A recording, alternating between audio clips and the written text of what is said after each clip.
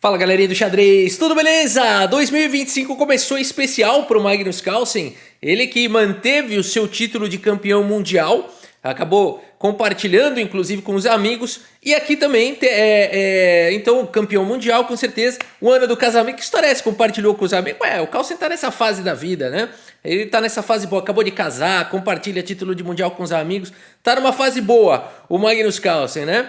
E agora continua jogando um absurdo. A gente viu que o casamento não influenciou ele, como influenciou o Adban Bhaskaran. Ó, Rafa, toda hora você fala do Adban, ó. O Adban, eu sou fã do Adban Bhaskaran, mas aqui, ó, tô quebrando aqui o script desse vídeo aqui. O que eu preciso mostrar pra vocês, isso aqui, ó, é verdade, esse aqui, ó. 2.555 Adban Bhaskaran.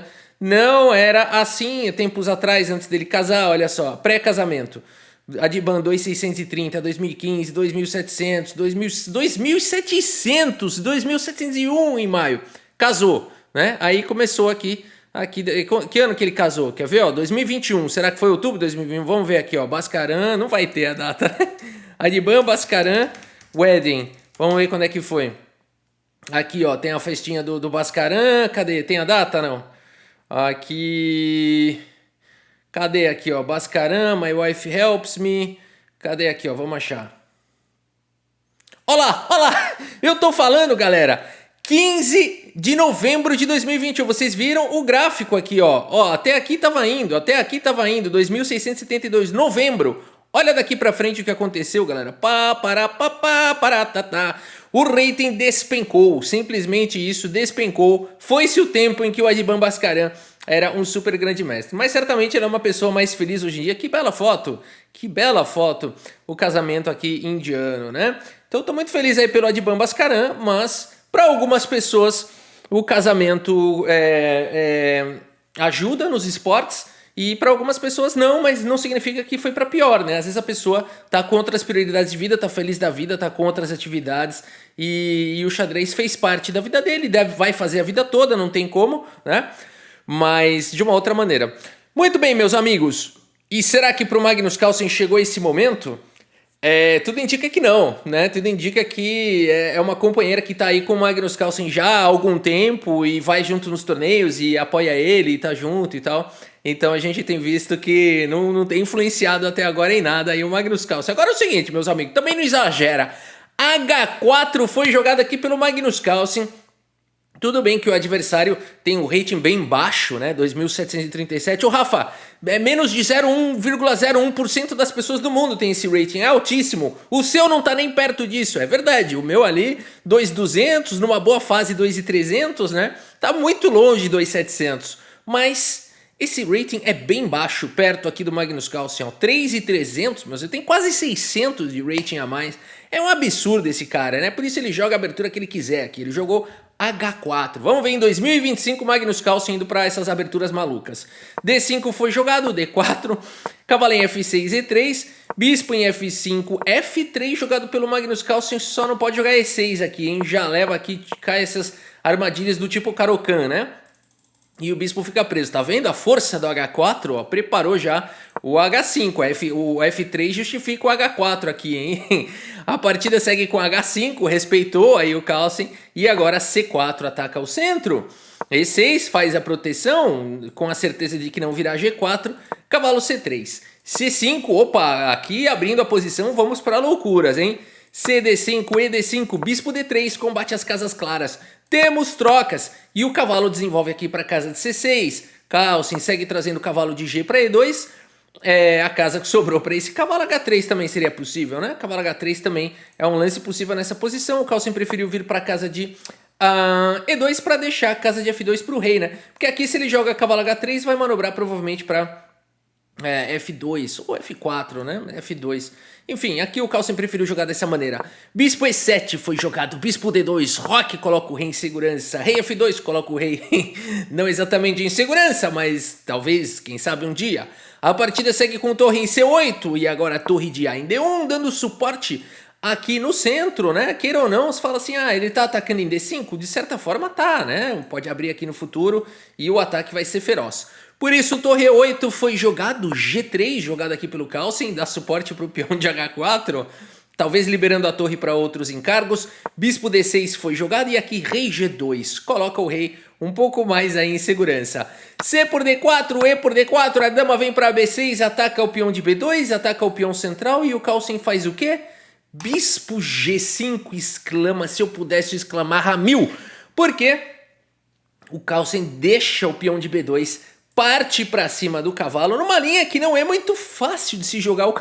O ponto todo é que o Carlsen levou um segundo para encontrar que esse lance é bom. Porque esse dama por B2, o que o Carlsen provavelmente ia fazer? Ia atrás dessa dama, ia acabar trocando a dama ali em A6, ia trocar o cavalo aqui em F6, ia jogar com um peão a menos. No entanto, aqui não existem peões aqui para as pretas. Existem cacos de peão espalhados pelo tabuleiro, né? Então aqui, certamente, o Magnus Carlsen ia ter alguma compensação. As máquinas falam que está equilibrado. A gente sabe que um final equilibrado é sentença de derrota pro adversário do Carlsen. Por isso, a partida seguiu com o lance cavalo H7, atacando o bispo. E o Carlsen volta o bispo para F4, ataca o bispo indefeso. Temos bispo toma, cavalo toma e somente agora. Então, dama por B2 vai ser jogado. Além de tudo, é com cheque, por que não? Cara, dama por B2 foi jogado. A gente pensa, cara, se tivesse sido eu aqui, eu já tava entrando em desespero. Eu falo, puxa, pendurei, né? Mas como é o Carlsen, o Stockfish fala, não, é o Carlsen, a barrinha como é que fica. Troca a foto, põe a minha aí pra você ver o que acontece. É pendurado, é blunder, né? 20% de precisão, né? Agora pro Carlsen não, é um sacrifício, é um gambito com compensação. Torre D2 foi jogado cobrindo o cheque. E aqui o erro do mestre internacional aqui, check this, vai pro lance cavalo B4, que é um lance interessante, ataca a dama. Como é que a dama vai continuar protegendo aqui a torre? É a grande questão, né? Então, cavalo B4 parece um bom lance, no entanto, aqui era preciso tirar a dama. E o Carlsen ia continuar, torre B1, ia jogar com peão a menos, aqui tranquilo, né? Mas o adversário vai para este erro. E um erro contra o Carlsen costuma ser fatal, meus amigos. Se você quiser dar pause nessa posição e tentar encontrar por que esse lance é um erro, porque a dama está atacada, e se você capturar a dama, enfim, aqui se você capturar a dama, cavalo por D3, poderia seguir dessa maneira, né? Cavalo por D3, cavalo torre por C3, cavalo por D3, vamos ver essa linha aqui, ó. Se cavalo por dama, aliás, está na vez das brancas, né? Se torre por dama, cavalo por dama, cavalo toma, torre por C3 e o jogo vai embora com chances para os dois lados. Então, não teria castigado esse lance aqui. A dama não consegue sair daqui protegendo essa torre, porque essa coluna aqui não está disponível para a dama, a casa de 2 não está disponível, C2 não está disponível, nem B1 não está protegendo a torre. Portanto, o que jogar nessa posição? E eu espero que você tenha encontrado dama por cavalo, meus amigos. Aí sim, olha que interessante aqui essa continuação do Carlsen. Já que ele vai capturar a dama do adversário, ele leva uma peça com o tempo e a chave de tudo é que esse cavalo tá solto, porque esse cavalo também tá. Só que aqui o Carlsen levou uma peça, por isso a partida segue com rei por H7, torre por dama recupera a dama, tem uma peça a mais o Carlsen. Aqui o mestre internacional recupera a peça, mas cai essa peça aqui, portanto o Carlsen uma peça a mais. Torre C2 com cheque, claro, né, que o jogador vai tentar, o Carlsen ainda continua, o tempo dele tá paralisado aqui, o Carlsen paralisou o relógio, né, paralisou o universo, ele tá fazendo um monte de lance e o tempo dele não mexe, rei H6 foi jogado pelo adversário, cai o peão de B7, F6 protege o peão, cai o peão de A7 protegendo o peão, o Carlsen não tá preocupado com essa investida aqui de G5, G4, com cara de checkmate, não tem checkmate, G5 foi jogado. A não ser que você queira levar mate aqui, né? Dá pra levar mate aqui? Vai, vou tentar levar um mate aqui à força, vai. Vou jogar bem mal aqui pra levar um mate. Vou jogar assim, aí leva mate, né? G4, aí você tem que querer muito levar esse checkmate aqui pra isso acontecer, né? O Carlsen não vai, claro.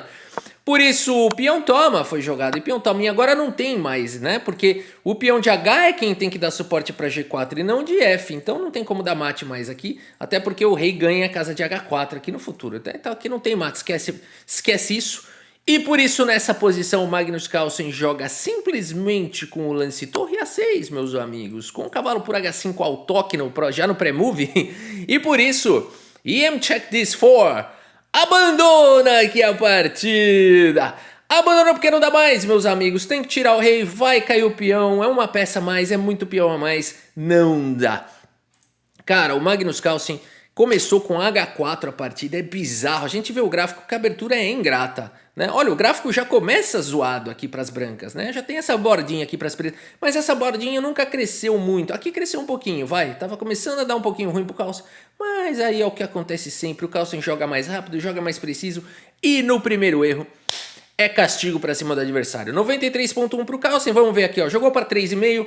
O computador ainda critica aqui, ó. Fala, você jogou bem mal a abertura H4 aí, não gostei, né? E mesmo assim dá 3.500 de performance pro Carlsen, né? Para vocês verem se o Carlsen é ou não é o pai do peixe. E eu trouxe mais uma partida aqui também para os apreciadores de defesa Grunfeld. Olha que abertura arriscada. A gente vai ver essa partida que aconteceu no Campeonato dos Estados Unidos em 2010.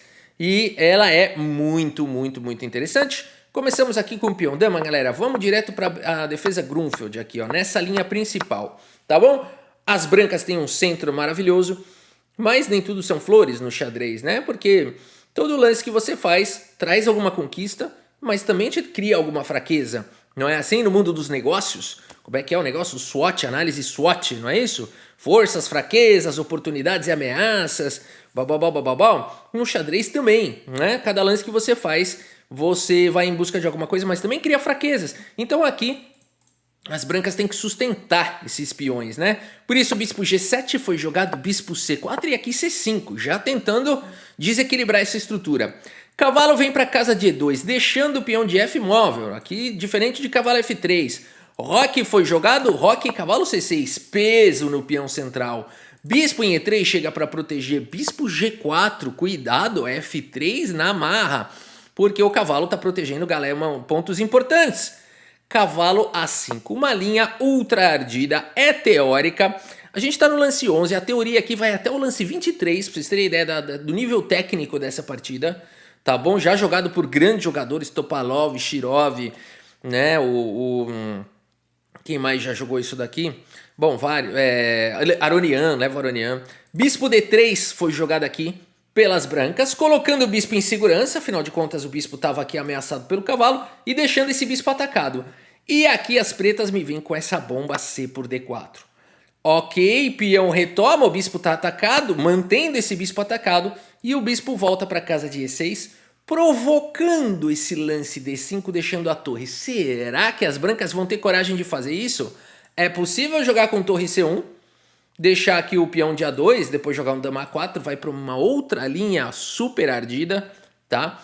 Vai para uma outra linha, vou mostrar para vocês essa linha ultra ardida que as pretas tomam mesmo, jogam com bispo B3, o cavalo tá defendido aqui pela dama, dama vem para B4, uma confusão sem fim aqui, dama B6, pode trocar e aí sim jogar um D5 atacando ali e tudo mais, uma grande confusão, as pretas têm um peão a mais, mas segundo as máquinas com igualdade, mas aqui as brancas não se intimidam e vão para essa linha de D5, tem até nome, a variante Sokolsky, para vocês terem ideia, isso aqui é teórico ainda. Deixando aqui a torre e as pretas vão para essa decisão que é dificílima. Mas fala, eu vou voando aí, eu já capturo essa torre mesmo. Mais ou menos, porque agora as pretas perdem também um defensor importante das casas escuras, né? Então não é que isso daqui exatamente é imediatamente bom, né? Também tem seus problemas. Dama por A1 foi jogado e por isso que as pretas imediatamente jogam aqui o lance F6. Notem que seria muito difícil se você tentar salvar aqui o bispo, né? Por isso F6 aqui é tudo estudo, né, galera? É lance teórico, tudo estudo. Várias pessoas já jogaram isso, grandes mestres, né? Já tentaram essas linhas. Aqui ainda não tá no campo da novidade. Bispo D7, bispo H6 é difícil encarar isso aqui. Tem que jogar um dama B6 com cheque, ganhar esse tempo e aí jogar um F6. Você fala, poxa, mas essa linha é boa, preservou uma peça. Mais ou menos, porque o peão estava cravado ali. A gente vai ver que essa linha não é tão boa, não. Para as pretas, né? As brancas ganham realmente muita atividade, já recuperam o material e não tem nenhum problema na posição. Por isso a linha mais ardida é F6. Né? Você fala assim, poxa, mas tá deixando o bispo. Na verdade não, porque tá caindo o bispo aqui também das brancas. E aqui já é fácil responder o lance bispo H6 que foi jogado com o lance torre em 8. Já não existe ameaça do mate. Segue o jogo. Dama D4 foi jogado protegendo o bispo. Né? A dama aqui protegendo e agora sim o bispo tá atacado. Bispo D7 foi jogado e a pressão continua. E5, as brancas têm que fazer valer o fato delas terem sacrificado a qualidade. A partida segue com dama B6, cravando aqui a dama, eliminando qualquer possibilidade de checkmate nas casas escuras. Dama toma, peão toma, pelo menos danifica a estrutura de peões. E aqui E6 joga o bispo para longe, o bispo vai para casa de A4. E a gente ainda tá nos lances teóricos aqui, tá? Rafa, mentira, é verdade, já tem várias partidas de Grande Mestre jogadas até aqui. Estamos no lance 20. É uma linha ultra técnica.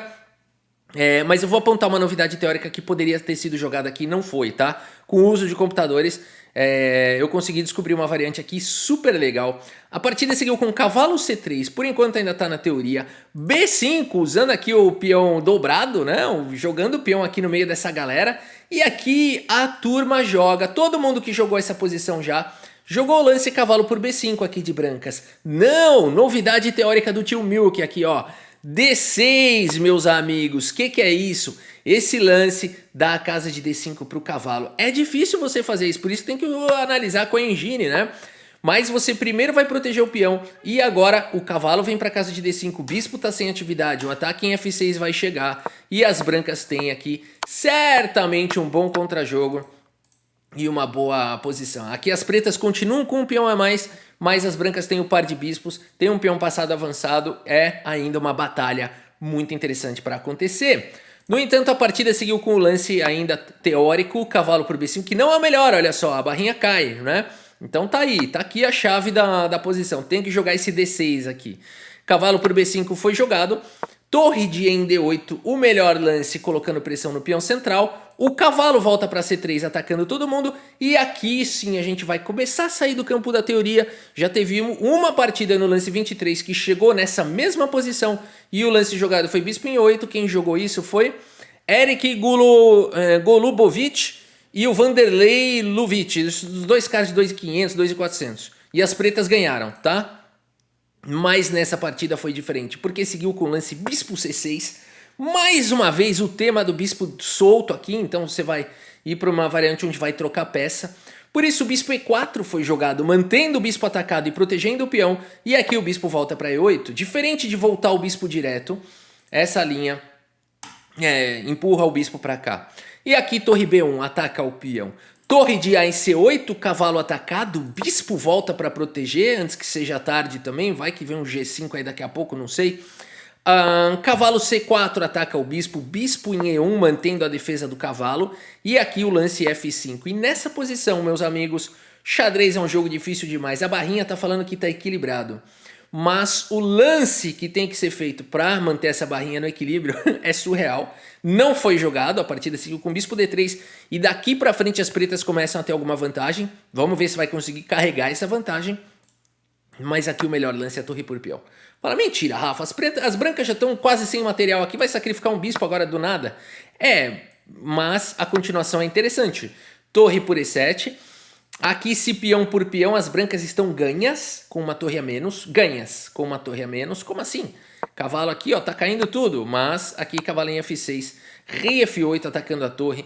Cavalo por D5 protege a torre. E por aí vai. Cavalo E3 ataca o cavalo. Torre C7 ataca a torre. Mentira, né? Parece mentira isso.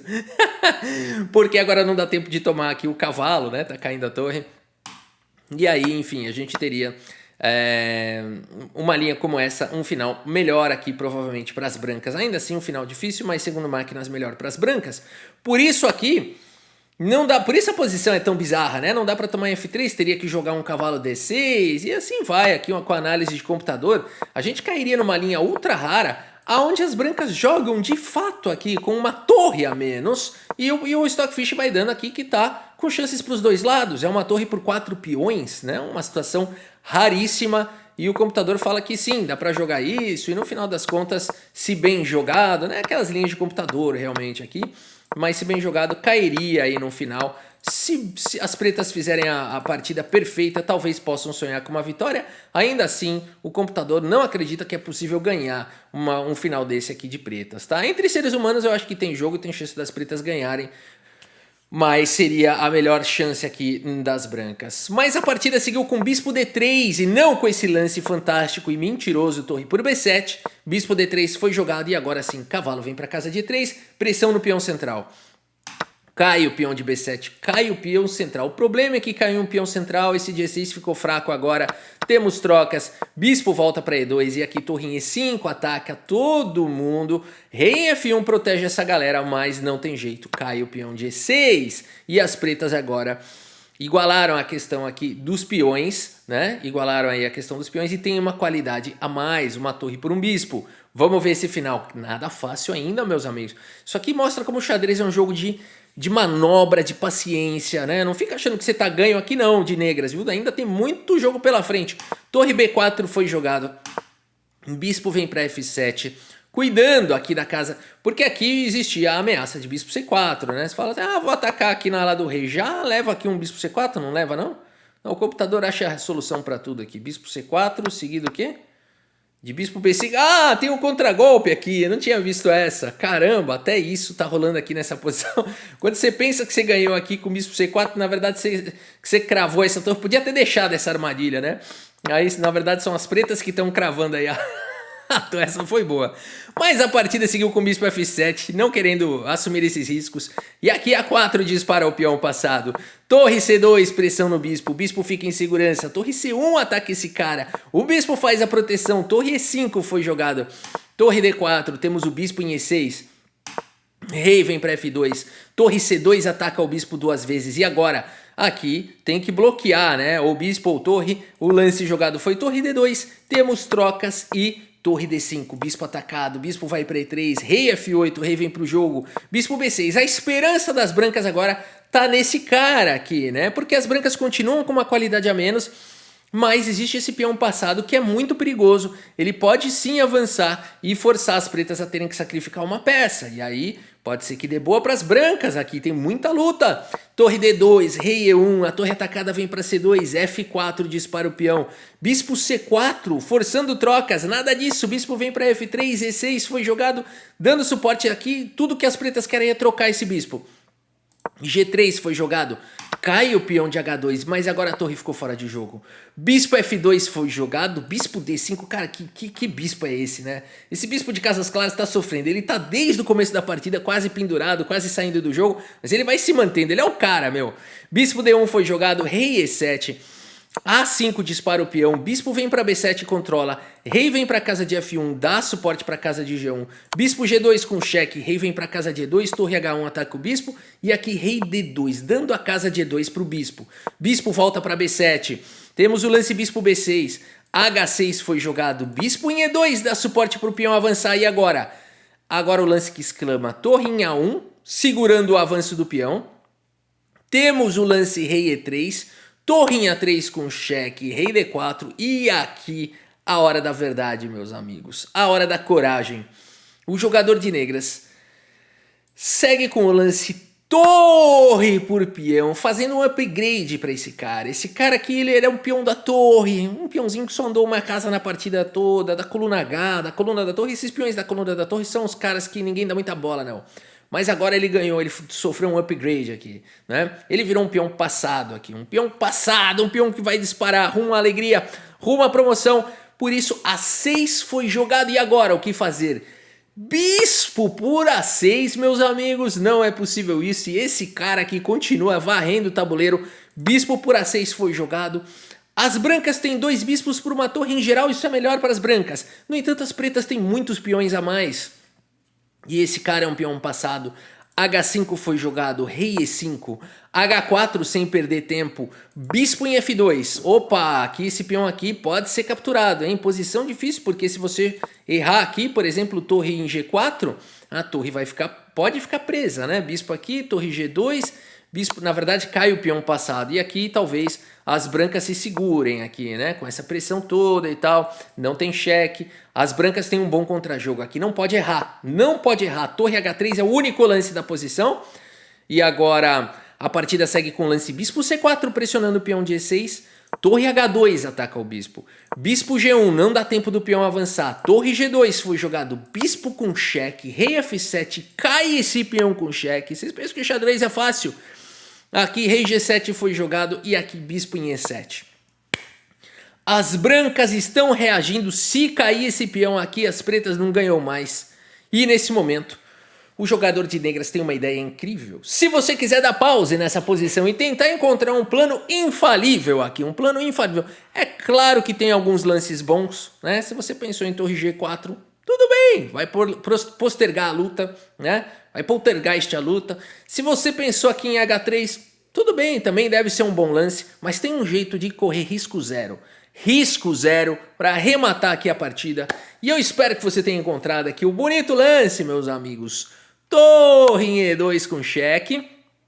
A partida segue com o lance rei D6, mas depois de torre por E6, que bela sequência.